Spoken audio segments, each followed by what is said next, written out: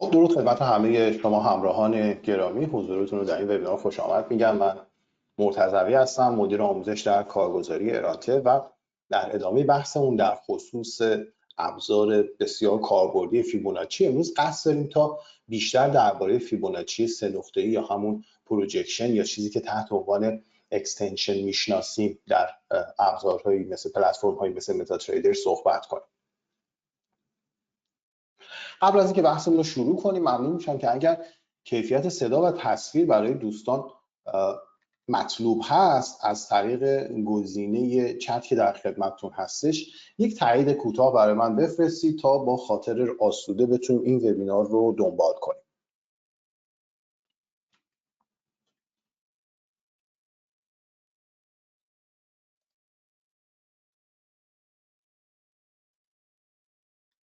بله بسیار خوب، من تاییدی از برخی از دوستان دارم، امیدوارم که سایر دوستان هم برای من تایید بفرستن که این در واقع این اسکرین رو با صفحه آبی رنگ و عنوان وبینار برای شما قابل مشاهده است. خب بسیار خوب، بسیار عالی. لطفاً در نظر داشته باشید که تمام مواردی که ما امروز بحث می‌کنیم مثل همه وبینارهای آموزشی ما صرفاً جنبه آموزشی دارند و هیچ گونه پیشنهادی برای خرید و فروش یا سرمایه‌گذاری نیستن. اونها لطفاً سیگنال معاملاتی و مواردی از این دست تلقی نفرمایید. خب بدون فوت وقت بریم سراغ مباحثی که مرور می‌کنیم. یکی اینکه کلاً پروجکشن سه نقطه‌ای با استفاده از فیبوناچی چیست و به چه دردی میخوره و یکی از اصلی ترین کاربردهای اون شناسایی یا برآورد موج سوم یا موج سی در الگوهای حرکتی بازار هست که خب ممکنه اگر دوستانی آشنایی داشته باشن با نظریه الیوت میدونن که در نظریه موج شماری یا الیوت ما با این فرض بازارها رو دنبال میکنیم و با این نظریه که بازارها حرکت‌های موجی دارن و در نتیجه شناسایی این موج‌ها میتونه به ما کمک کنه که یک بینش یا یک میتونیم بگیم که پیشبینی قبل از وقوع رو از بازار داشته باشیم و یک قدم در تحلیل و در معامله کردن جلو بیفتیم. اگرچه که به طور کلی نظریه الیوت نظریه بسیار گسترده و با پیچیدگی‌های خاص خودش هست، قوانین مشخصی رو داره و اینها و مستلزم توضیحات زیاد و چند جلسه وبیناری هستش، ما سعی میکنیم در این وبینار این رویکرد رو به شکلی ساده سازی کنیم که حتی اگر شما الیوت رو نمیدونید یا با نظریه موج شماری آشنا نیستید و یا اینکه به طور عملی از اون در معامله کردن استفاده نمی کنید که خب به دلیل پیچیده بودن اون عمدتاً معامله‌گران عادی از اون استفاده نمی کنن، سعی میکنیم به شکلی قضیه رو توضیح بدیم که در نهایت کاربرد این فیبوناچی سه نقطه یا پروجکشن رو برای اون هم به خوبی شما بتونید متوجه بشید و به اضافه اینکه دو تا استراتژی دیگر رو هم در کنار اون با هم دیگه بررسی میکنیم، یعنی در مجموع به سه استراتژی معاملاتی بر اساس پروجکشن میپردازیم که عمدتاً استخراج شده هستند از منابع معتبر تحلیل تکنیکال در خصوص الیوت که همراه خواهد بود با تمرین عملی روی چارت های طلا و جفت ارزهای اصلی. و البته در طول این جلسه پرسش و پاسخ برقرار هست و هر کجا که دوستان سوالی براشون مطرح شد من خیلی خوشحال میشم که برای من بنویسید که اگر پاسخش رو بدونم حتما خدمتتون عرض خواهم کرد.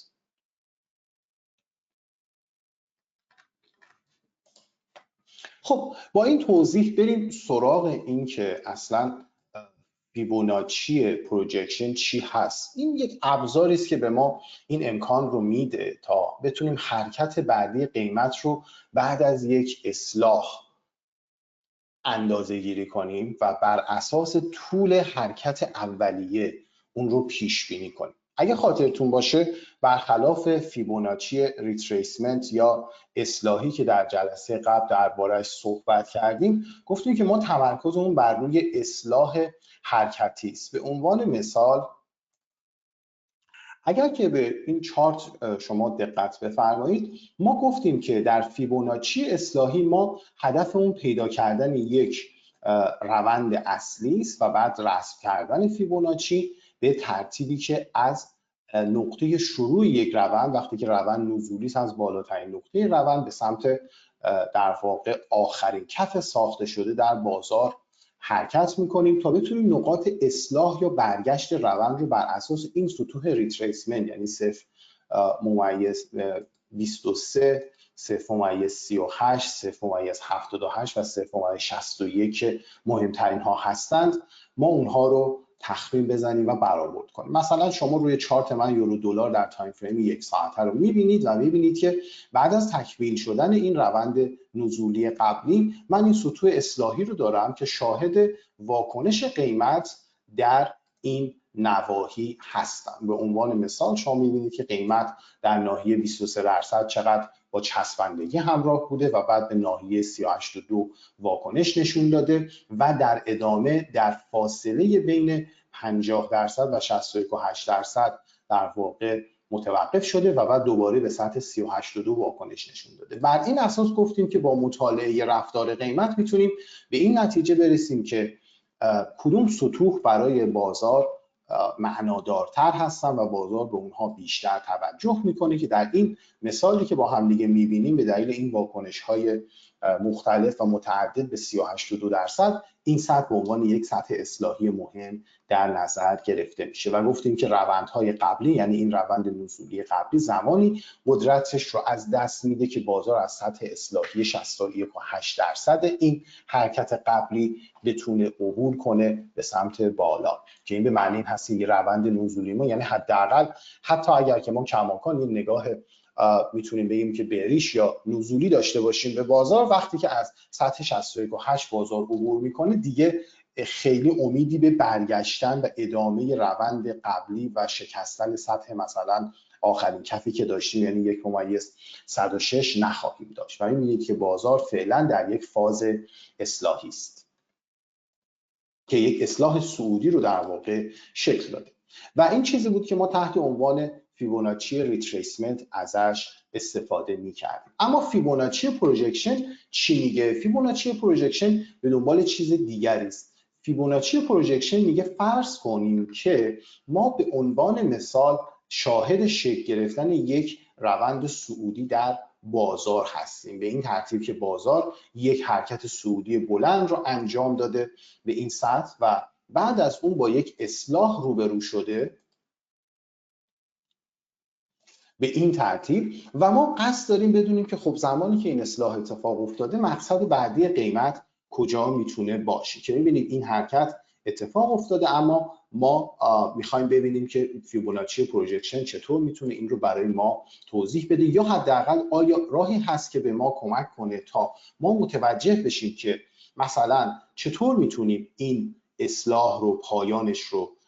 اندازه‌گیری کنیم از این سقف تا این کف و بعد از اون چطور میتونیم قیمت رو پروژکت کنیم، که ما از این تحت عنوان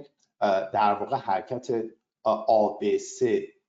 به شکل یا 1 2 3 یاد میکنیم بسته به نوع روند و شکل روند، که میگم به خاطر اینکه مستلزم دونستن مقدمات الیوت هست من وارد اون بحث نمیشم. اما پروژکشن چطور میتونه به ما کمک بکنه یا در واقع فیبوناچی اکستنشن و یا 3 نقطه‌ای به عبارتی.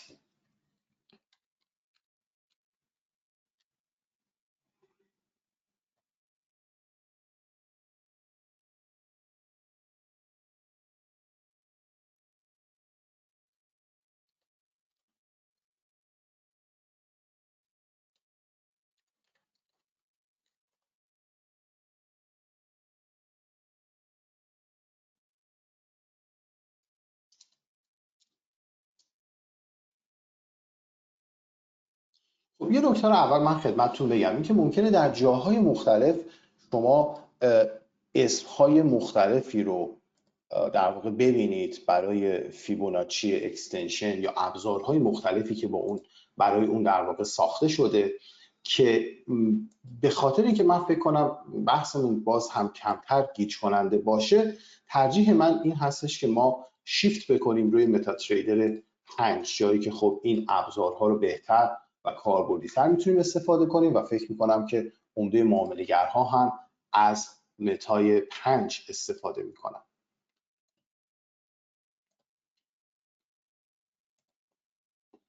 بعد خب گفتیم که ما به دنبال این هستیم که بتونیم ساختارهای سه‌موجی رو پیدا کنیم. همونطور که ملاحظه میکنید اینجا در متا تریدر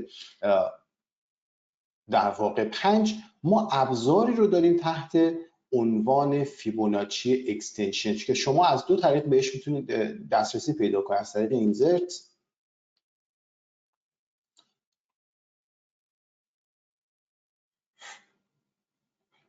و عرض کنم خدمتتون که از طریق اینزرت و از طریق آبجکت ها که شما اینجا انواع فیبوناچی ها رو گروه بندی شده میتونید ملاحظه بفرمایید و اینجا تحت عنوان فیبوناچی اکسپنشن در متا تریدر آمده. ما گفتیم که بحثمون در خصوص فیبوناچی در سطوح قیمتی است و نه در تایم فریم های زمانی و یا در پیریود های زمانی. و می‌بینید که ما ریتریسمنت رو داشتیم و اکسپنشن رو داریم و من این رو آوردم اینجا و زمانی که شما بخواید از یک اکسپنشن استفاده کنید به این ترتیب هست، یعنی فرضیه این هست که میگه دوباره همون یورو دلار رو داریم منتها در تایم روزانه که میگه زمانی که بازار به عنوان مثال در شروع یک حرکت جدید قرار میگیره، خب همیشه اصلاحی رو ممکنه صورت بده. به عنوان مثال اینجا ما از نقطه شروع روند شروع میکنیم یا از پایین ترین نقطه روند صعودی و به اولین سقف ماژور اصلی وصل کنیم و بعد نقطه سوم رو با درگ کردن موس از اون نقطه به سمت اولین سطح اصلاحی در واقع میرسونیم. و چیزی که شما اینجا ملاحظه میکنید این حرکت اولیه ما تحت عنوان موج آ یا حرکت 1 هست، این حرکت 2 یعنی میزان اصلاح هست. و چرا بهش میگیم فیبوناچی آبسه؟ به خاطر اینکه اگر این نقطه این کف اسمش آ باشه اینجا ب هست و اینجا 3 هست یعنی اصلاح. پس میبینید که ما فرضیه یکمون اینه که ما یک روند اصلی داریم. این روند اصلی رو تایم فریم بالاتر میتونه برای ما هم مشخص کنه. به عنوان مثال اگر من 2/2/25 رو ببینم و به تایم فریم ماهانه برم، شما میبینید که در تایم فریم ماهانه هم شاهد این هستیم که یک حرکت صعودی رو قیمت در واقع آغاز کرده و 3 ماه متوالی است که در مسیر صعودی بوده.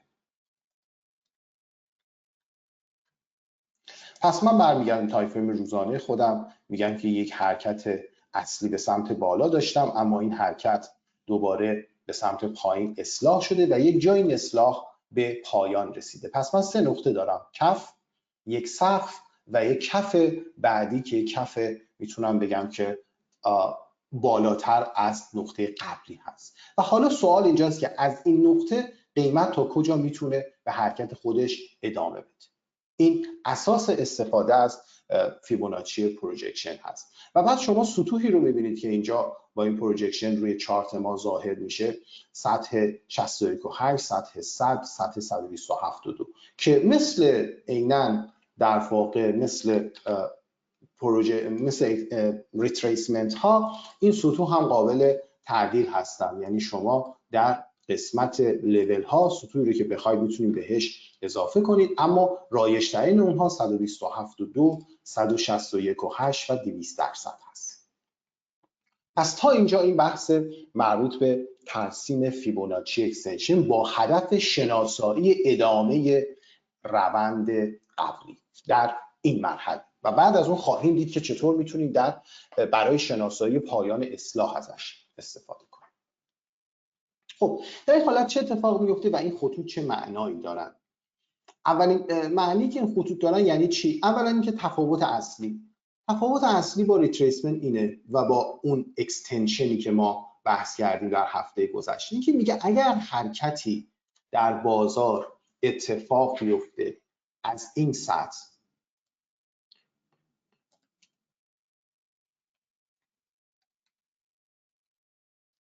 به عنوان مثال یعنی ما از حوالی مثلا 1.021 بیایم بالا تا 1.09 یعنی چیزی حدود 700 پی به عنوان مثال 720 پی ما به سمت بالا حرکت کنیم و قیمت اصلاح کنه. و قیمت به سمت بالا به سمت پایین خودش رو اصلاح کنه، یعنی از این سقف ما شاهد یک اصلاح باشیم به سمت پایین. اگر که این اصلاح هر جایی تمام بشه که الگوهای کندلستیکی میتونن به ما نشون بدن مثل اینجا، ما میگیم که از اینجا حرکت بعدی بازار تا کجا میتواند ادامه پیدا کند و این سطوح به این معنی است که یک،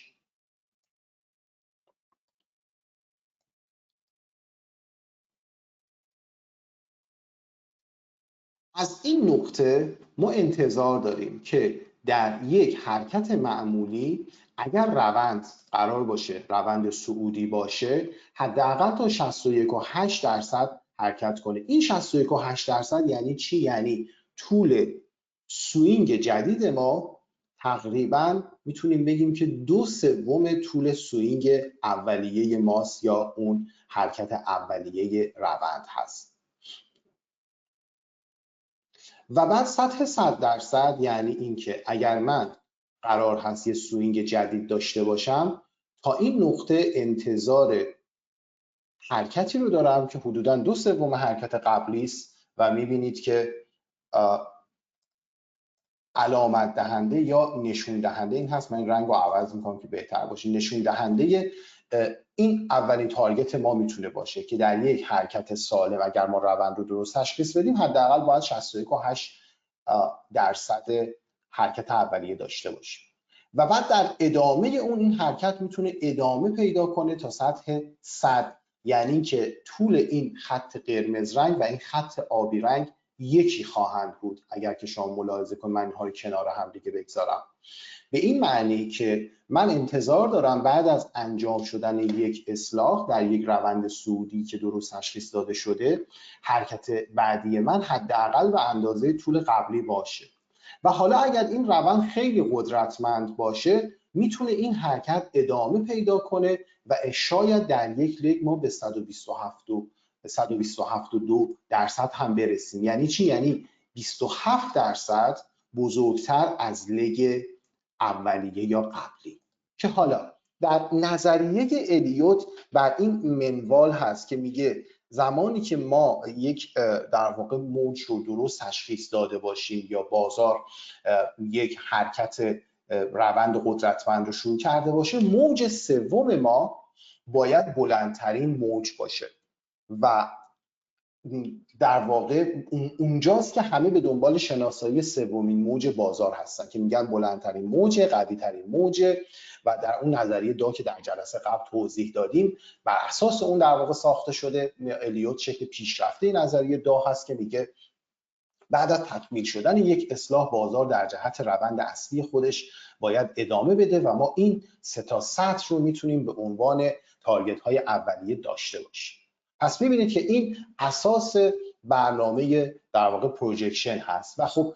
چرا؟ چون که بازار دوباره برگردیم به چارتمون میگه که سه تا حرکت اصلی داره، حرکتی که در اون یا ایمپالس بازار هست یعنی شروع روند هست که بالا یا پایین بازار یا همون سقف و کف بازار اون رو مشخص میکنه و حرکت بعدی اصلاح هست یا پولبک بهش گفته میشه و پولبک میدونیم که به معنی برگشتن و تست کردن مقاومت شکسته شده است و به معنی توقف موقت و اصلاح بخشی از مسیر، اما به معنی تغییر روند نیست. و بعد از اون ادامه حرکت یا کانتینیویشن رو داریم، مرحله‌ای که بازار دوباره در جهت اول خودش شروع به حرکت میکنه. و پروجکشن یا فیبوناچی پروجکشن از هر سه مرحله یا همون اکسپنشن استفاده میکنه و هدفش این هستش که بتونه محل توقف یا کاهش قدرت رو اصلاحی رو شناسایی کنه و بتونه حرکت بعدی بازار رو به شکلی پیش بینی کنه. پس بسیار برای معامله‌گران روندی و استراتژی های پولبک میتونه فایده داشته باشه و کاربرد داشته باشه. بر این مبنا که سطوحی رو که میسازه نه تنها فقط به عنوان نواحی حمایتی و مقاومتی میتونن استفاده بشن، بلکه به عنوان پروجکشن های قیمت برای معامله کردن هم میتونن استفاده بشن. مثلا روی همین چارتی که شما ملاحظه میفرمایید میبینید که دوباره قیمت بعد از یک حرکت خیلی شسته رفته و مشخص یک اصلاحی رو انجام داده به میانگین 34 خودش و بعد حرکت خودش رو به سمت بالا تا 127.2% سوینگ اولیه در پیش گرفته که یک حرکت صعودی قدرتمند هست و بعد به سطح 61.8% فیبوناچی در واقع پروجکشن یا اکسپنشن خودش واکنش نشون داده. پس میبینید که نه فقط برای تارگت گذاری بلکه برای اندازه‌گیری یا سنجش سطوح حمایتی و مقاومتی هم میتونه بسیار مورد استفاده باشه و در حال حاضر به سطح 100% یا همون به اندازه طول روند یا حرکت سوینگ صعودی قبلی خودش رسیده. پس این میتونیم بگیم که شکل بسیار ساده ای بود. پس پروجکشن یعنی پیش بینی طول سوینگ جدید بر اساس طول سوینگ قبلی. پس ما طول حرکت اول رو اندازه میگیریم، بعد انتهای اصلاح رو پیدا میکنیم و بعد به سمت جلو پروجکت یا فرافکنی میکنیم و این سطوح 100%، 127.2، 161.8 رو به دست میاریم که هم اهداف قیمتی ما میتونن باشن و هم نقاط حمایتی و مقاومتی آینده. اما این ابزار برای چه کسانی بسیار عالی است؟ کسانی که میخوان از پولبک استفاده کنن و وارد معامله بشن و کسانی که میخوان سطوح تیک پروفیت هوشمندانه تری رو انتخاب کنن و کسانی که نمیخوان به طور تصادفی در بازار معامله کنن. پس دیدید که توضیح اون خیلی ساده است. پس به سادگی ما کاری که باید انجام بدیم این هست که به درستی بتونیم این سطوح رو در روند مشخص کنیم. به همین خاطر برمیگردیم به اون شاید بتونیم بگیم که تأکیدی که من گذاشتم بر روی نحوه درست شناسایی روند. اما سوال بعدی، در چه تایم فریم هایی بهتر هست که از پروجکشن، فیبوناچی پروجکشن استفاده کنیم؟ توصیه میشه که در تارگت های 1 ساعته به بالا ازش استفاده کنیم. چرا؟ به دلیل اینکه به هر حال در تایم فریم های پایین مثلا مثل 2 دقیقه و 3 دقیقه ممکن هست که نویز هایی در بازار وجود داشته باشه که این نویز ها عاملی بشن که نوسانات آنی در بازار ایجاد بشه که این نوسانات عمدتاً معنیدار نیستن، اما عاملی هستن که این پروجکشن ها رو ممکن کاملا به هم بزنن. به همین خاطر علیرغم اینکه شما در همه تایم فریم ها میتونید اون رو بهینه سازی کنید، ازش استفاده کنید، توصیه این هست که در تایم فریم های بالای 1 ساعته ازش استفاده کنید. فرضاً من اینجا یورو دلار رو دارم، حالا اگر که موافق باشید شیفت میکنیم روی مثلا میگم استی مثل طلا که بیشتر پرطرفدار هست و بعد نگاهی میندازیم به اینکه چطور از این پروجکشن میتونیم استفاده کنیم. پس یک بار دیگه باز برای رسمش و تفاوتش در واقع با اکستنشن یا اون فیبوناچی، میتونیم بگیم اون تارگت گذاری های شکست سوینگ اگه خاطرتون باشه، خدمتتون این رو بگم که ببینید زمانی که ما از فیبوناچی اکسپنشن استفاده میکنیم، مثلا اینجا من نقطه آ رو شناسایی میکنم در این کف، نقطه ب در این سقفی که یک مقاومت مهم هست و بعد اون رو میکشم تا پایان این اصلاح و بعد سطوحی که به دست میاد نشون دهنده این هست که اگر روند بعدی بسیار قدرتمند باشه من انتظار دارم که به 127.2 و بالاتر از اون 161.8 برسم. و چیزی که مثلا اینجا شما ملاحظه میکنید این هستش که بعد از تکمیل شدن این اصلاح در نقطه 3 بازار تا 127.2 و بالاتر از اون حرکت کرده و بعد نواحی مثل سطح 100 و سطح 61.8 رو به عنوان نواحی حمایتی ما میتونیم در نظر بگیریم. حالا یه نکته رو بگم. نکته اول اینکه فرق این با اون اکستنشن که در جلسه قبل کمی بهش اشاره کردیم چی هست. اگه خاطرتون باشه گفتیم فیبوناچی اکستنشن که از طریق ریتریسمنت میتونیم به دست بیاریم این رو میگه به ما که اگر ما یک روند صعودی داریم، یعنی سقف‌ها و کف‌های قیمتی بالاتر از همدیگه رو داریم و بعد شاهد این هستیم که قیمت در یک مسیری یا در یک سطحی کانسالیدیت میکنه، یعنی فشرده میشه و یا با یک اصلاح روبرو میشه. ما طول اصلاح رو میتونیم در نظر بگیریم و به شکل این پروجکشن رو با دو نقطه انجام بدیم. یعنی در اکستنشن دقت داشته باشید لطفاً که در اکستنشن ما به دنبال این هستیم که بگیم قیمت چقدر نسبت به این اصلاح میتواند حرکت کند. پس سطوحی رو که به دست میاریم یعنی 127.2 به این معنی هستش که اگر قیمت تمام این اصلاح رو جبران کنه و 27.2% هم به سمت بالا حرکت کنه، یعنی بیشتر از این اصلاح، ما میرسیم به این سطح قیمتی و به همین ترتیب 161.8 مثلا میشه این سطح قیمتی. و 200 در اینجا به چه معنی است؟ یعنی اینکه قیمت دقیقاً به اندازه‌ای که اصلاح قبلی داشته در مسیر روند جدید حرکت کنه. یعنی اگر من این در واقع بردار رو بردارم و میخوام من اگه بتونم این بردار رو بردارم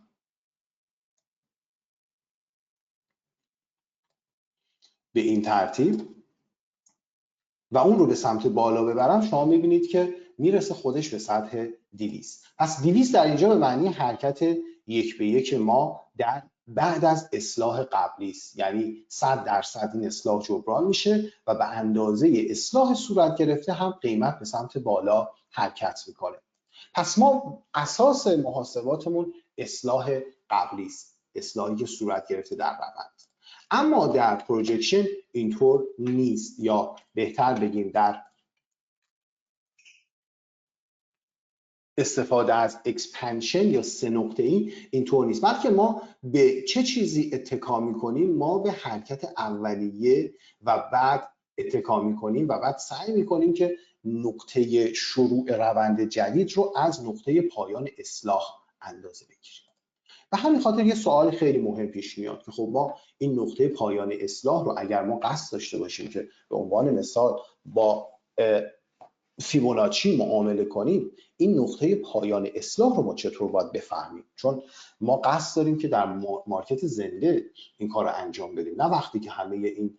اتفاق افتاده و قیمت حرکت خودش رو انجام داده و ما خب نگاه کنیم میگیم آره دیگه، میبینی که من میتونم به اینجا بکشم و این خط رو به اینجا وصل کنم و این حرکت قیمته، اما چه فایده معاملاتی برای من میتونه این کار داشته باشه؟ این ما رو میبره به سمت این نکته‌ای که من دوست دارم همیشه بگم، شناسایی سقف‌ها و کف‌های قیمتی، که یک بحث بسیار تکنیکی است، در عین سادگی خودش بسیار حائز اهمیت هست. به این ترتیب که اگر من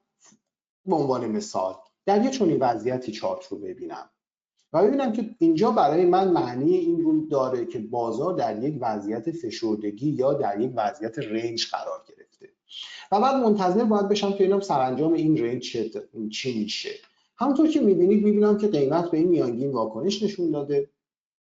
در سطح این مقاومت کلیدی متوقف شده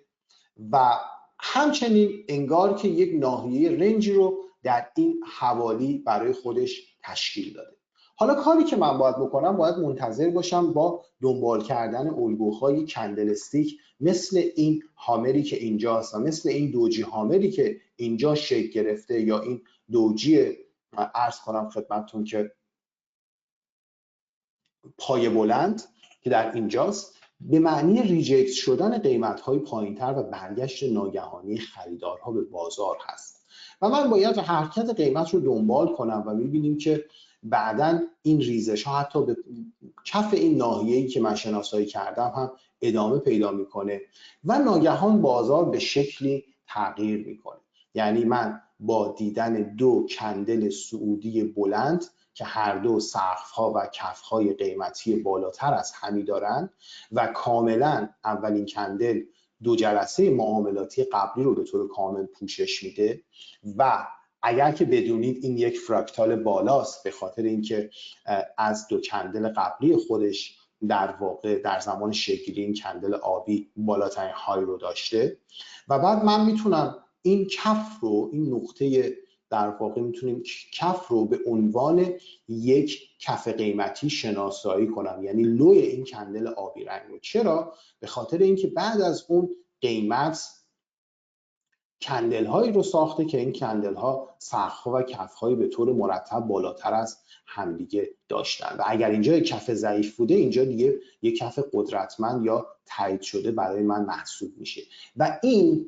کندل آبی رنگ دوم که بسته میشه، اولین نقطه یا سریع ترین زمان یا سریع ترین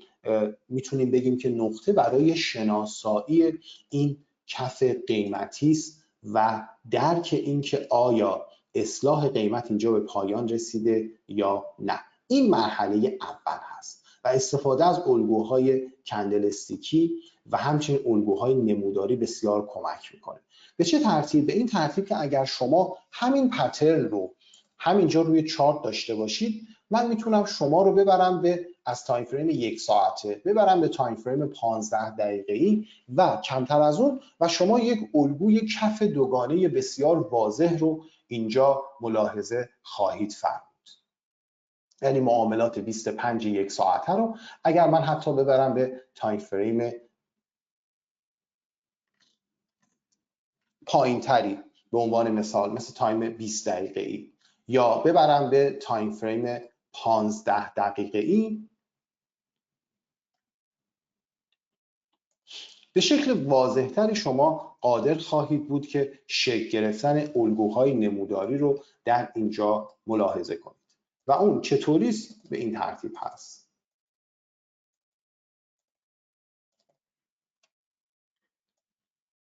که شما ملاحظه می‌کنید بازار یک روند نزولی رو در این تایم پایین داشته و بعد از اون این کف قیمتی رو ساخته به طور کاملا مشخص و بعد از اون این سقف قیمتی رو ساخته و بعد گفتم با همون قاعده کف قیمتی پایین ترین قیمت در بین 5 کندل نسبت به 2 کندل قبلی و 2 کندل بعدی و سقف قیمتی بالاترین های نسبت به 2 کندل قبلی و 2 کندل بعدی در یک الگوی 5 کندلی. اینها مبین سقف و کفهای بازار و ملاک تصمیم گیری ما برای تشخیص روند هستند. و بعد از اون اگر دقت کنید در تایم 15 دقیقه که هر کدوم میشن 4 تا کندل برای 1 ساعت، ما 8 کندل بعدی رو داریم که اگر ملاحظه کنید ما حتی در تایم فریم پایینتر خیلی سریعتر این کف بازار رو داریم، این کف اولیه رو داریم، کف ثانویه رو داریم و این سقف بازار و این یک الگوی کف دوگانه هست و چیزی که برای ما مشخصه این سطح به عنوان نکلاین الگوست که شکسته شدن اون و بسته شدن قیمت بالاتر از این سطح علامت دهنده تغییر روند بازار هست. و زمانی که ما به عنوان یک تحلیلگر چند تایم فریمی بازار رو داریم دنبال میکنیم، به عنوان مثال از تایم فریم 1 ساعته ما این روند صعودی رو داشتیم، بعد این اصلاح قیمتی رو داشتیم و بعد اینجا شاهد شکل گرفتن یک چنین الگویی هستیم. شکسته شدن این خط گردن برای ما تایید کننده ادامه حرکت رو به بالاست و میتونه برای ما چی باشه؟ در عین حال که میگم طبیعت غیر قابل پیش بینی بازار به این معنی هست که اینطور نیستش که حالا پس ما به این نتیجه متقنی رسیدیم و حتما و 100% بازار در این جهت حرکت میکنه. اما نتیجه‌ای که یه تحلیلگر و معامله‌گر حرفه‌ای میگیره این هستش که ببین پس حالا احتمال اینکه ما به پایان این اصلاح رسیده باشیم بیشتر هست. چرا این احتمال بیشتر شده؟ به این خاطر که اگر من دقیق‌تر به چارت نگاه کنم می‌بینم که در این ناحیه قیمت هرگز موفق نشده که پایینتر از این شادو تقریبا به شکلی خودش رو ببنده یا بسته بشه بازار و این یک سطح حمایتی مهم هست و حالا برگشت قیمت از این سطح حمایتی مهم علامت دهنده این هستش که بازار به قصد حرکت بعدی یا صعودی بیشتر میتونه بیاد و همینجا اولین کاری که من میتونم انجام بدم این هستش که همین فیبوناچی اکسپنشن رو استفاده کنم برای این سطح، یعنی در همون تایم فریم 15 دقیقه‌ای و معاملات 20 که بودیم، یعنی این سطح و حتی شاید پایینتر من میتونم استفاده کنم. به چه ترتیب؟ به این شکل که میگم یک روند جدید دارم. همیشه نقطه آ از شروع روند جدید هست. با فرضیه صعودی شدن بازار من پس این کف قیمتی رو به سمت سقف قیمتی میبرم و بعد اون رو به پایان این اصلاح وصل میکنم. و که این رو شناسایی کردم در زمانی که این سقف قیمتی شکسته شده در بازار. حالا تایم فریم روزانه من، تایم فریم ساعتی من و تایم فریم 15 دقیقه من دارن همدیگر رو تایید میکنن که ما از یک ناحیه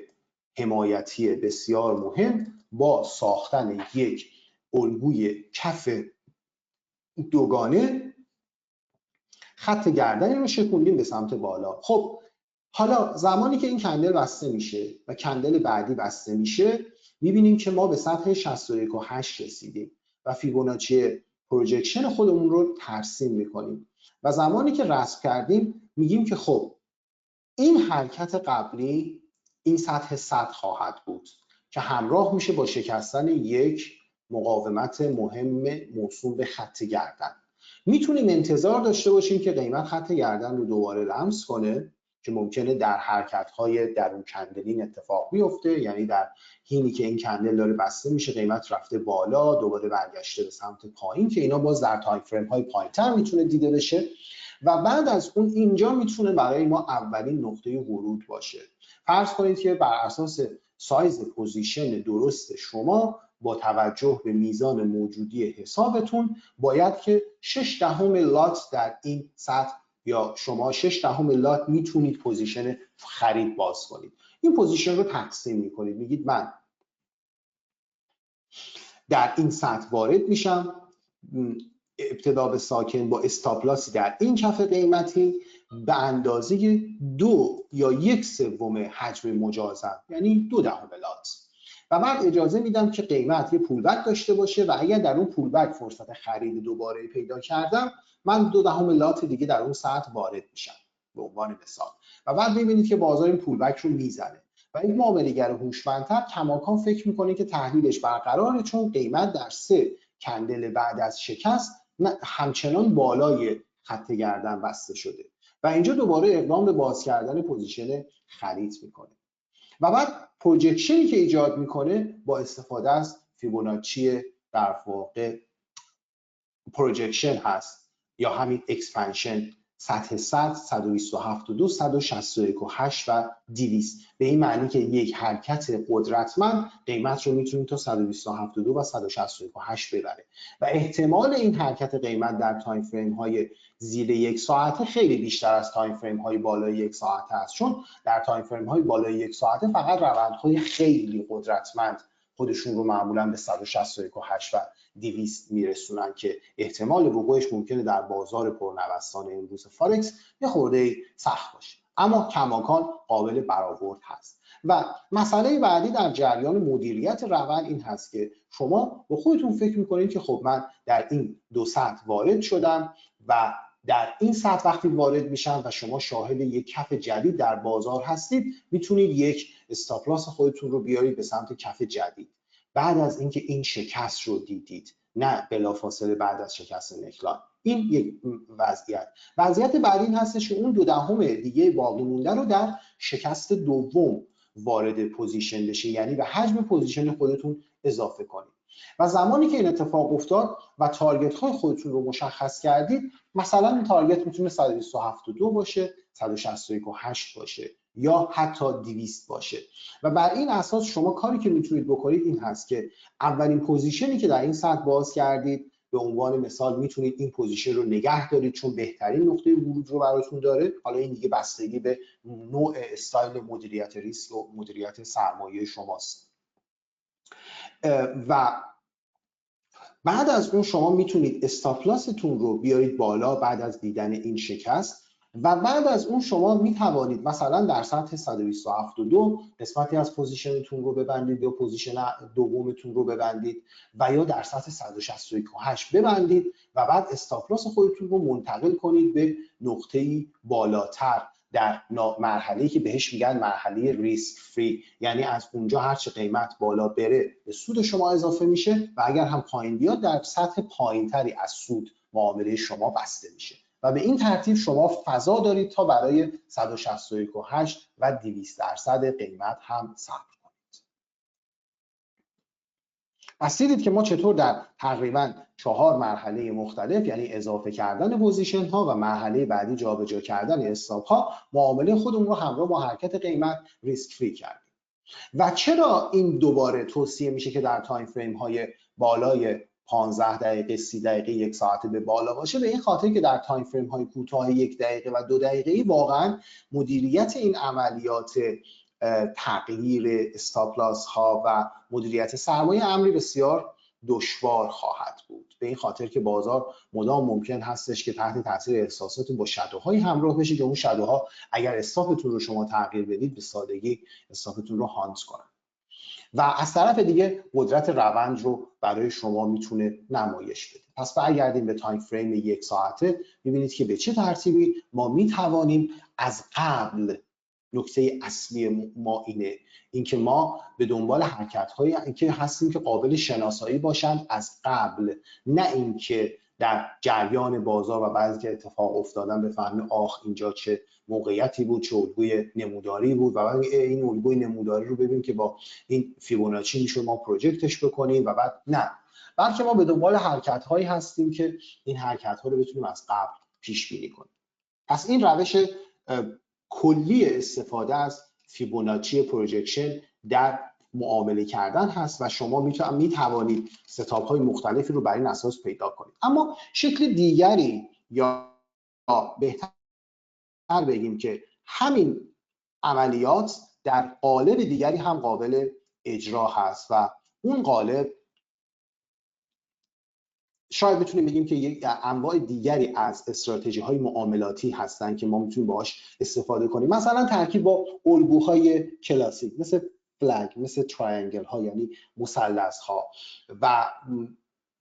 که ما معمولا یک حرکت پرقدرت اولیه داریم به عنوان فلگ پول و بعد تشکیل یک الگوی ادامه دهنده رو داریم و بعد شکست الگو همراه با افزایش حجم با یک کندل قدرتمند.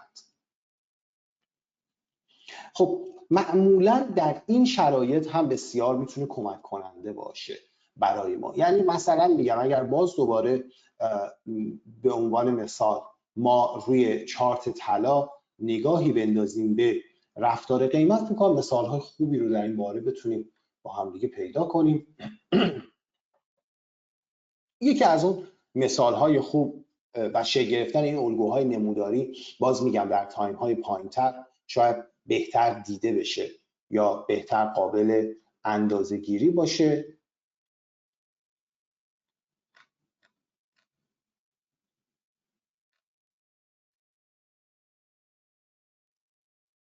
به عنوان مثال شما اینجا الگوی پرچم رو میتونید ببینید. الگوی پرچم چیه؟ الگوی پرچم این هستش که میگه به دنبال یک حرکت شارپ قیمتی معمولا ما شاهد کانسالیدیت شدن قیمت در جهت مخالف اما به شکل کاملا میتونیم بگیم که ملایمی هستیم و بعد از اون که با فشردگی قیمت با بدنه های بسیار کوچکتر کندل ها و در جهت مخالف اتفاق میفته و بعد از اون یه شکست به سمت بالا میتونه قیمت رو در مسیر روند اولیه خودش حرکت بده. یعنی به عنوان مثال چیزی که شما اینجا میتونید ملاحظه کنید یک الگوی پرچم به این ترتیب هست که بازار از این نقطه به این سمت حرکت کرده و بعد اگر ما بخوایم دقیق‌تر هم اینجا مشخص کنیم میبینیم که یک فی‌الواقع چیزی شبیه یک مثلث رو یا یک فلگ رو در واقع اینجا بازار ساخته.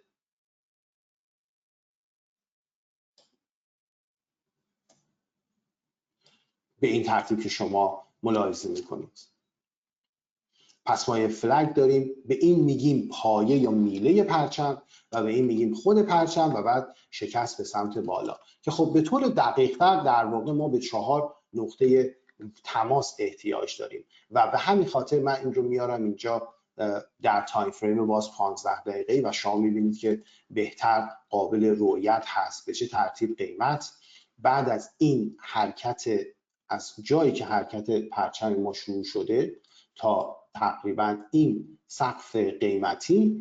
شروع کرده به یک نوسان یا کانسالیدیشنی که این نه یک روند جدیده و نه ادامه حرکت قبلی است، یعنی یک فاز کانسالیدیشن در حوالی میانگین متحرک و بعد شکست پرچم به سمت بالا.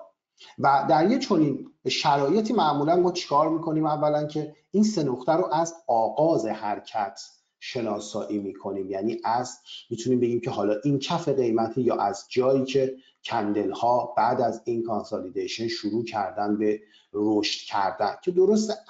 در اصل درستش اینه که اون نقطه شروع یا آغاز حرکت سریع از قسمت میتونیم بگیم که پایین ترین کف قیمتی باشه، ولی در این نقطه هم این امکان وجود داره که ما از حرکت شروع حرکت شارپ بازار این کار رو انجام بدیم و بعد کاری که باید بکنیم هستش که این رو ادامه بدیم به پایان حرکت اولیه تا سقف میله پرچم، جایی که کانسالیدیشن شروع میشه و به آخرین کفی که این کانسالیدیشن ساخته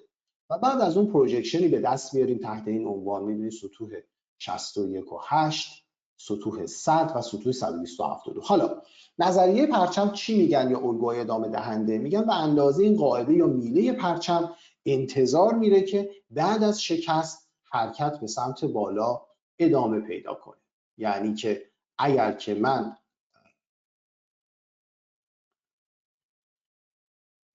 از خط شکست پروژکت کنم به سمت بالا، انتظار این هستش که حرکت به این اندازه ادامه پیدا کنه. که خب اجازه بدید من این رو هم به شکل درستی بگذارم که سطوح درستی داشته باشیم و از این نقطه شکست، یعنی شما ملاحظه می‌فرمایید که تقریبا در حوالی سطح 100.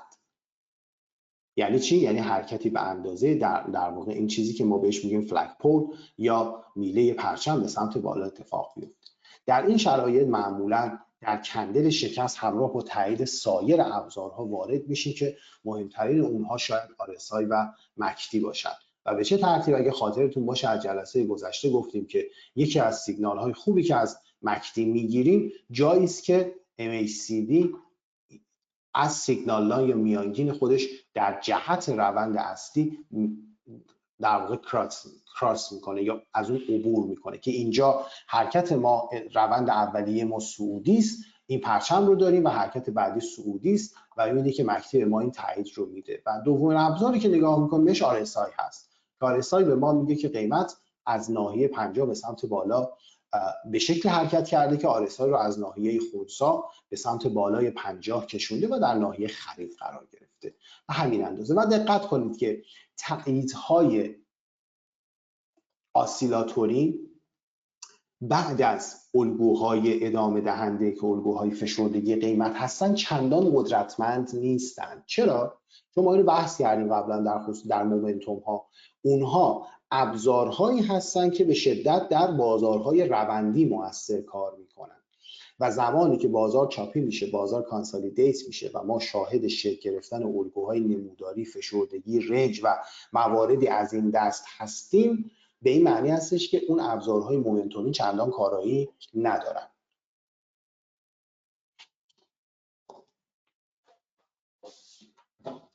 برای همین تکنیک های خیلی میتونیم بگیم که متعددی وجود داره برای معامله کردن بهترین الگوها و یکی از کمک کننده ترین اونها زمانی که شما در یک چنین کانسالیدیشنی هستید، برخلاف قبل که ما به دنبال شناسایی الگوی برگشتی بودیم و نکلاین و اینها، ما سطح شکست رو پیدا میکنیم و سطح شکست رو با آخرین سقف قیمتی بازار هم هماهنگ میکنیم. یعنی به این ترتیب جایی در اینجا دوباره به صورت پارشال وارد معامله میشیم اگر قصد داریم که در بازار بمونیم و بعد از اون سیگنال اصلی رو زمانی میگیریم که بازار بتونه سقف در واقع این فلگ پول ما یا میله پرچم رو بشکونه و اونجا جایی هستش که میتونه برای ما نقطه ورود اصلی باشه و بعد از اون احتمالا شاید بازار به این سمت اصلاح کنه یا یک میتونیم بگیم پولبکی رو داشته باشه و شاید هم چنین فرصتی رو به ما نده که بر اساس رفتار بازار بعدا ما تصمیم میگیریم که چقدر وارد پوزیشن بشیم. حالا یک تایید کننده بسیار مهم دیگه که ما میتونیم ازش استفاده کنیم در واقع الگوهای واگرایی پنهان RSI در تایید الگوهای نموداری یا کانسالیدیشن هستن، الگوهای نموداری ادامه دهنده. و اون یعنی چی؟ یعنی جایی که واگرایی پنهان در یک حرکت در واقع نزولی یا یک حرکت صعودی به این ترتیب تعریف میشه که ریزش قیمت با فشار کمتر مومنتوم همراه باشه. یعنی نشون دهنده این باشه، مثلا میگم یعنی چی؟ یعنی اینکه در این حرکت نزولی میبینید که RSI و قیمت هر دوشون در حال ساختن کف‌های قیمتی و سقف‌های قیمتی پایین‌تر از همدیگه هستند و به این ترتیب اگر دقت کنید یعنی هر بار، اما قیمت تقریبا توفیق زیادی نداره در این مسیر. یعنی چی؟ یعنی اینکه RSI رو می‌بینید که از ناحیه اشباع به سمت پایین اومده، در حالی که قیمت تقریبا در این ناحیه اگر دقت کنید حمایتی گیر میفته و یک بار به اینجا شادو میزنه، دو بار به اینجا شادو میزنه، بار سوم میاد که بشکونه نمیتونه و در داخل محدوده بسته میشه و بعد از اون از اینجاست که دیگه هرگز به این پایین بر نمیگرده. در حالی که در حین حرکت در واقع قیمت تلاشش برای شکوندن این ناحیه حمایتی که تقریبا یه حرکت فلت یا رنج رو ساخته، ما شاهد این هستیم که RSI در حال کاملا فرود اومدن و ساختن کف‌های قیمتی پایین‌تر هست و ما به این میگیم واگرایی قیمت و آسیلاتور به شکلی، یعنی قیمت در یک ناحیه حمایتی گیر میکنه اما آسیلاتور کف‌های پایین‌تر میسازه در یک حرکت نزولی و این واگرایی ها بسیار بسیار تاییدیه های قدرتمندی برای شناسایی اعتبار الگوهای نموداری ادامه دهنده هستند.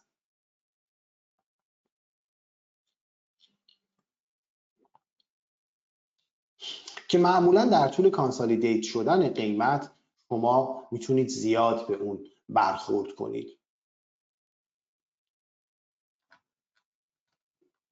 پس این شکل دومی بودش که ما از این میتونیم بگیم که ابزار بسیار حیاتی و بسیار کمک کننده استفاده میکنیم. و استراتژی سوم در واقع ساختار اصلاحی ABC هست. یعنی چی؟ یعنی اینکه ما اگه خاطرتون باشه گفتیم که کاری که ما انجام میدیم استفاده میکنیم از پروجکشن جهت شناسایی حرکت قیمت در مسیر روند اصلی. اما حالا یه خورده اگر بخوام یک توضیح خیلی کوتاه، اصلا قصد ندارم که گیجتون کنم، این هستش که در نظریه در واقع الیوت یا در نظریه موجی بازار اینطور بحث میشه که میگه بازار معمولاً به این ترتیب حرکت میکنه که یک حرکت موج یک داره، یک اصلاح داره و بعد یک موج سومی رو داره که حتما از موج اولی بلندتره و بعد دوباره میتونه یک اصلاح داشته باشه و بعد از اون میتونه به یک موج پنجمی برسه که این موج پنجم باز از موج سوم کوتاه‌تره و این یک روند اصلی در بازار. و بعد میاد میگه که هر کدوم از این حرکت ها میتونن دوباره خودشون این امواجی که ایمپالس ها ما بهش میگیم میتونن در قالب 5 موج به این ترتیب که میبینی تکرار بشن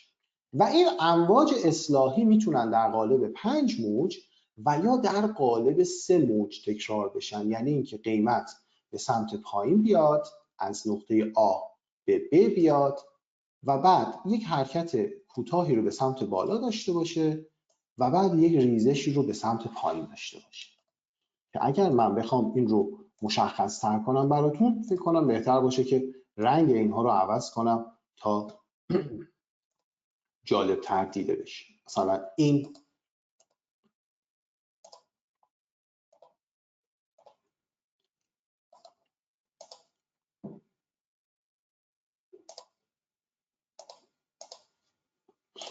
حالا چرا این نظریه خیلی دوست داشتنیه؟ به این خاطر که این نظریه خیلی قشنگ میتونه توضیح بده که پس چرا ما یک جایی در تایم فریم 2 دقیقه‌ای یا 5 دقیقه‌ای میبینیم که بازار صعودی است، اما در تایم فریم 1 ساعته میبینیم که بازار نزولی است؟ چطور این اتفاق میفته؟ میگه به خاطر اینکه اون تایم 1 ساعته این خط قرمز رو بهت نشون میده، در حالی که اون تایم 5 دقیقه‌ای این خط آبی وسطی رو داره بهت نشون میده. پس نباید فراموش کنیم که ما و در ادامه این نظریه برای توضیح رفتار بازارها ما این رو داریم که هر کدوم از این بردارها که یک روند هستند خودشون قسمتی از یک روند بلندتر هستند.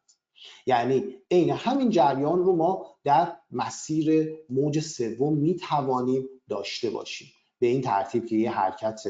اولیه داشته باشیم، دوباره به همین ترتیب این اصلاح قیمت اتفاق بیفته و یک حرکت بعدی داشته باشیم و بعد به همین ترتیب. و بعد میگه که شما میتونید تا 11 سطح اینها رو بشکنید و برید پایینتر و بگید که هر موجی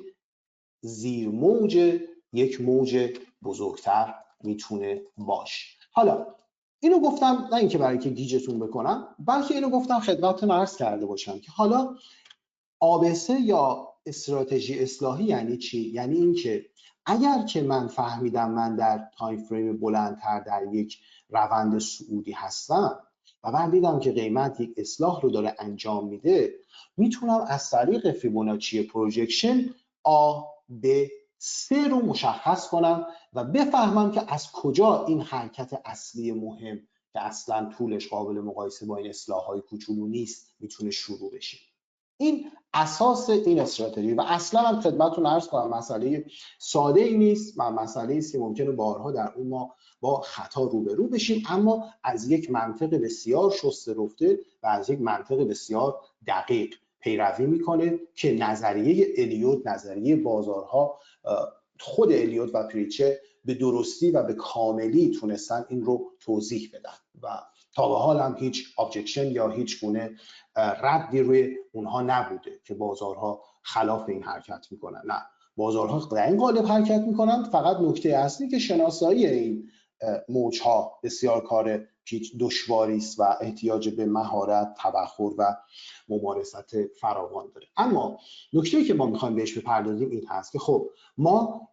اون چیزی که گفتیم به چه معنی است اگر بخوایم اون ترجمهش کنیم در قالب چارت و به زبان ساده. به این زبان سادهش اینه که میگه ببین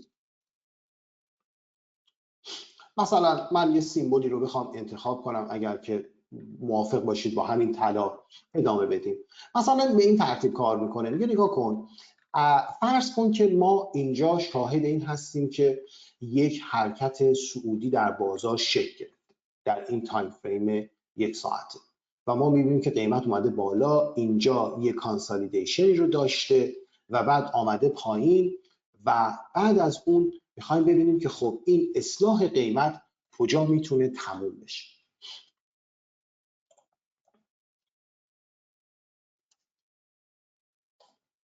این 19.5 رو داشته باشید تا هم برم به یک تایم فریم پایین‌تر. اما در تایم فریم بالا بازار رو ببینیم. ببینید در تایم فریم بازار داره به ما چی میگه؟ بازار به ما میگه ببین خیلی روشنه در تایم 3 ساعته. به عنوان مثال اینکه بازار یک کف قیمتی، اینجا یک سقف قیمتی، یک ناحیه در واقع مقاومتی داشته، این یک کف بازار هست، کف بعدی پایین بالاتر از بعدی و شکست این ناحیه به معنی شروع روند صعودی است. حالا نکته که برای ما وجود داره این هست که میگه خب فرض کن که ما که خبر نداریم، مثل الان، مثل چیزی که الان روی چارت داره اتفاق میفته. میگه خب ما که خبر نداریم، فرض کن که ما در یه چنین وضعیتی قرار گرفتیم، یعنی جایی هستیم که به نظر میرسه بازار در یک وضعیت کاملا نزولی است، مثلا در یک تایم فریم پایینی مثل تایم فریم مثلا 12 دقیقه‌ای. میگیم که خب در اینجا ما چطور میتونیم پایان اصلاح بازار رو اندازه گیری کنیم؟ میگه ببین اینجا باید از فیبوناچی اصلاحی استفاده کنیم. یا فیبوناچی هم پروژکشن استفاده کنیم. به چه شکلی ما این کار رو میتونیم انجام بدیم؟ اینکه حرکت اولیه آبه و بعد بازگشت قوی یعنی موج 3 و بعد ادامه اصلاح رو موج B و بعد ادامه اصلاح یا موج 3 رو در واقع پیدا کنیم. یعنی ما آغاز اصلاح رو پیدا میکنیم، اینکه ببین قیمت اومده اینجا و بعد ریخته و بعد برگشته. من میگم که خب اگر که اینجا آغاز اصلاح باشه و اینجا جایی که قیمت برگشته و قیمت رسیده به اینجا، این اصلاح کجا میتونه تموم بشه؟ حالا من یه پروجکشن دارم، میگم این سطح یکی از سطوح، این سطح و این سطح، اینها جاهایی هستن که اصلاح قیمت ممکنه تموم بشه و همین خاطر بهش میگن ABC. یعنی میگم فرض کن این، البته که اینجا نمیتونه باشه چون معمولا اینطوری است که موج B و A اصلا نمیتونن اندازه همدیگه باشن و شکل، شاید بهتر بخوایم بگیم شکل دقیق‌تر و درست‌ترش این هستش که ما در این دنبال این کار رو انجام بدیم. یعنی جایی که اصلاحی صورت گرفته که بعدا هم دوستان الیوت کار به ما ایراد نگیرن، چون به هر حال من متخصص الیوت نیستم و از اون تابعات برای معامله کردن استفاده نکردم. اما چیزی که برای ما واضحه این هست که میگه زمانی که یه چنین حرکت رو به بالای ما داشتیم و حالا قصد داریم پایان اصلاح اون رو اندازه بگیریم،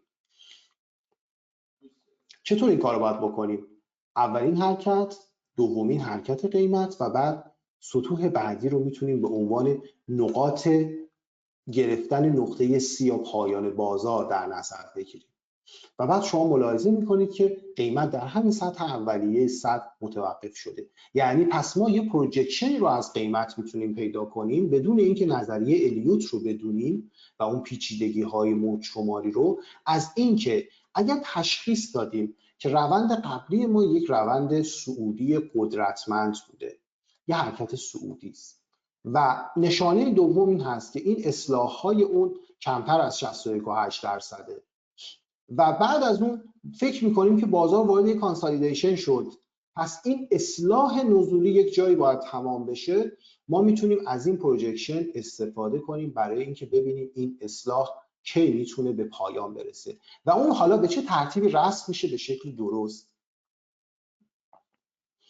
یک، از سطح شروع اصلاح، یعنی دقت کنید برای شناسایی این موجهای اصلاحی ما از شروع اصلاح خلاف روند اولیه صعودی استفاده میکنیم. یعنی اگر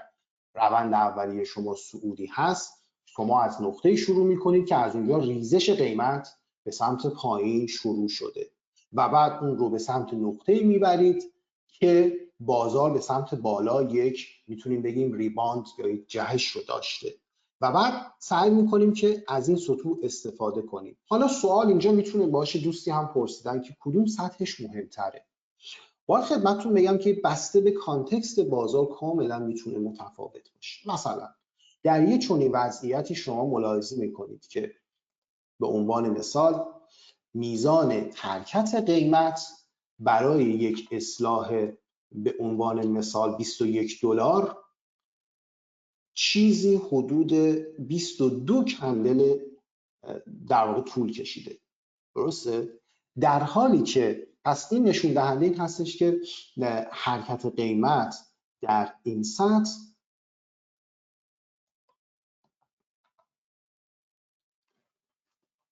نشون دهنده این هست که حرکت قیمت در این شب شاید با اون ریزش و شتاب مومنتومی همراه نباشه. در این حالت ما سطوح رو به ترتیب در نظر میگیریم، یعنی میگیم سطح 100، سطح 127.2 و سطح 161.8 که اینها هر کدومشون علامت دهنده، هر کدوم از این سطوح که حفظ بشن در واقع نشون دهنده میزان اهمیت اونها هستن. اما به طور عمومی این هستش که ما از سطح 161.8% استفاده میکنیم، اما به شرطی که قیمت از این سطوح دیگه عبور کرده باشه. پس از نظر شخصی و اون چیزی که من همیشه بهش اهمیت دادم، ترتیب همین سطوح و همین شکلی است که وجود دارن، چون اگر این سطح شکسته نشه سطح بعدی اصلا ما بهش نمیرسیم و سطح بعدی نمیرسیم و اینها رو ما میتونیم به عنوان نواحی حمایتی در این برگشت‌های نزولی در نظر بگیریم. امیدوارم که پاسخ سوالتون رو داده باشم. پس این سومین روش استفاده برای شناسایی پایان اصلاح‌های قیمتی زمانی که ما جهت بازار رو درست شناسایی کردیم و بعد می‌بینید که بعد از اون قیمت قادر هست که یک حرکت بلند رو انجام بده و خودش رو در واقع برسونه به ادامه اون حرکت صعودی اولیه‌ای که داشته.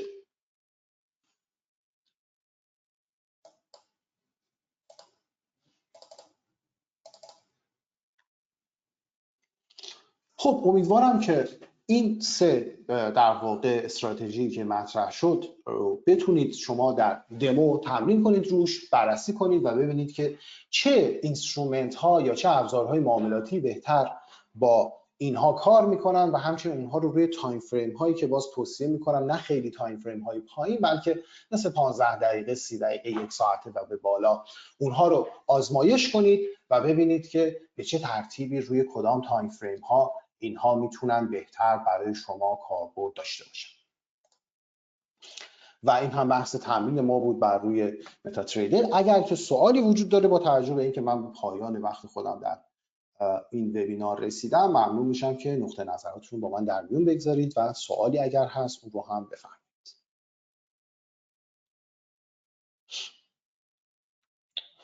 بسیار عالی. خب خیلی خوب. من فکر میکنم که بعضی از دوستان سوالاتی رو دارن. خب خیلی ممنونم. خب همکاران من میگن که سوالی در این بخش، یک دوست عزیزی پرسیدن که برنامه‌ای برای لایو ترید ندارید. بله عرض خدمت شما که من خیلی خوشحال میشم که بتونم این کار رو انجام بدم. منتها مراتب به خاطر اینکه هدف ما حداقل در این مرحله آموزش دادن نحوه شناخت درست ابزارهای تحلیلی است و اینکه معمولا لایو ترید ها روی بیشتر مناسب اسکالپر ها هست که در تایم فریم های خیلی کوتاه باشن و اونجا تریدشون رو در واقع باز بکنند و اینها، اون یه بحث هست و خب ما بیشتر هدفمون معرفی این ابزار هاست و همین خاطر برنامه‌ای فعلا برای داشتن لایو ترید نداریم، ولی در عین حال این استراتژی های معاملاتی رو شاید اگر جایی که در خصوص صرفاً اسکالپ باشه و روی تایم فریم های بسیار کوتاه باشه، در قالب همین وبینارها مثال های زنده ای رو که در حوصله جلسات ما هم باشه، در حوصله عزیزان که شرکت میکنن باشه، حتما اون رو هم باهاتون در میون میگذاریم. به هر حال خیلی ممنونم که وقت گذاشتید و توجه خودتون رو اختصاص دادید به این وبینار. باعث افتخار بنده بود و امیدوار هستم که در هفته‌های آینده هم بتونم در خدمتتون باشم. سپاسگزار و ممنونم و براتون آرزوی موفقیت و روز آدینه بسیار خوبی رو دارم. از من خدا نگهدار.